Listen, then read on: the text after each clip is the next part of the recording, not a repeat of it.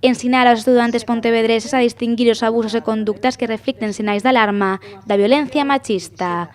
Ese é o obxectivo deste proxecto, unha iniciativa da Concellería de Igualdade de Pontevedra que comezou no mes de febreiro, pero que tivo que ser modificada pola crise sanitaria do COVID-19.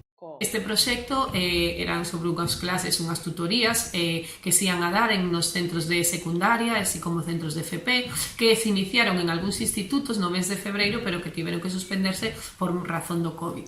Entón, agora, para poder continuar con este proxecto, o que fixemos foi un vídeo didáctico explicativo que imos repartir tanto nos centros como ao profesorado para que podan chegar a xente nova. A Concellería de Igualdade distribuirá este vídeo nos diferentes centros educativos do municipio.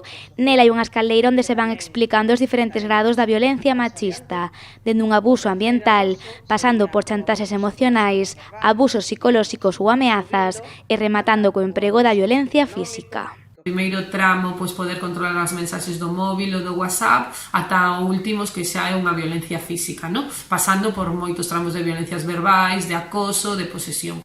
Con este vídeo, o Goberno municipal busca que todo o alumnado poida detectar os sinais de alarma no seu contorno máis próximo e así poder levantar a tempo a tarxeta vermella.